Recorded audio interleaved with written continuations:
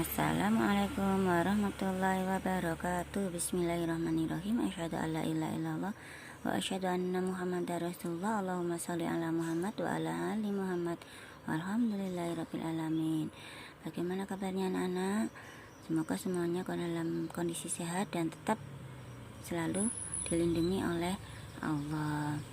Kali ini Ustazah menjelaskan tentang pengertian teks narasi. Jika di minggu yang kemarin kita sudah membahas tentang teks deskripsi, sekarang Ustazah lanjutkan tentang teks narasi. Langsung saja. Apa tegese teks narasi? Teks narasi yaiku teks kang ngandharake lelakon utawa kedadean manut urutan waktu atau kronologis, ana paraga lan latar lan alure. Jadi teks narasi itu teks yang menceritakan tentang kejadian peristiwa berdasarkan urutan waktu, baik itu penokohan, tempat maupun jalan ceritanya. Jadi teks narasi itu teks yang menceritakan kejadian sesuai dengan urutan waktu. Ya.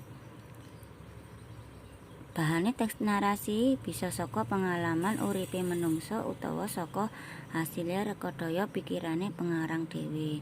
Jadi teks narasi itu bisa kita ambil dari pengalaman hidup setiap manusia ataupun hasil dari olah pikiran dari pengarang. Itu jika kita ingin mengarang teks narasi.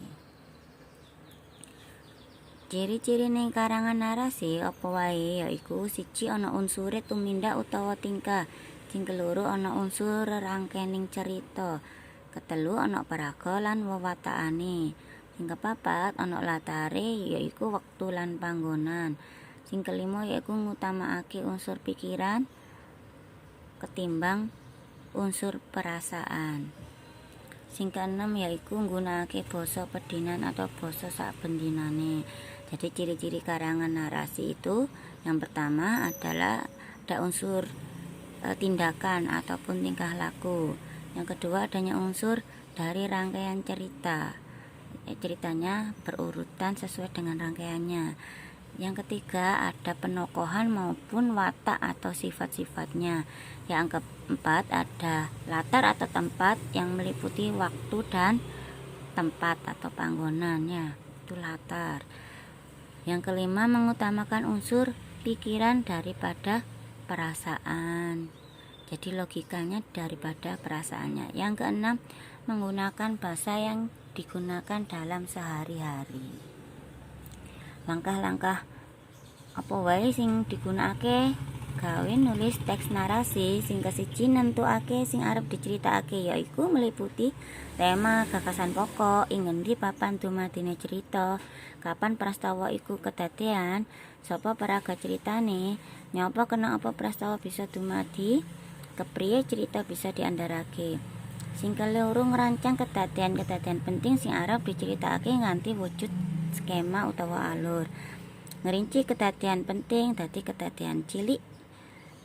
Sing kepapat dimekarake dadi teks narasi sabutuhe nggatekno ejaan lan tata tulise. Jadi langkah untuk menulis teks narasi yang pertama menentukan apa saja yang akan diceritakan yang meliputi satu tema atau gagasan pokok, yang kedua di mana cerita tersebut terjadi, yang ketiga kapan peristiwa itu terjadi, dan yang keempat siapa saja tokoh yang ada di dalam cerita, yang kelima mengapa peristiwa tersebut dapat terjadi, dan yang keenam mengapa atau bagaimana cerita tersebut bisa diceritakan secara urut atau dijelaskan. Kemudian langkah yang kedua yaitu merancang kejadian-kejadian penting yang akan diceritakan dalam wujud skema atau alur. Ya, alur ini berarti ceritanya diceritakan secara urut ya.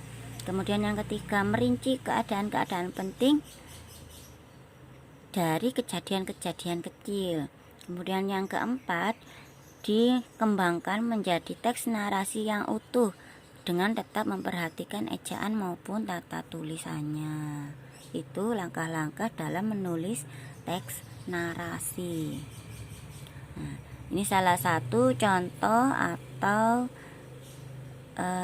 salah satu contoh dari teks narasi. Bisa kalian baca, kalian simak ya. Di dalam teks ini diceritakan secara urut ya, sesuai dengan kejadian yang dialami oleh si pengarangnya atau si penulisnya ya. Itu ada 3 paragraf, silakan kalian baca, kemudian bisa dipahami, dan jika ada yang belum jelas mungkin bisa ditanyakan ke ustazah ya.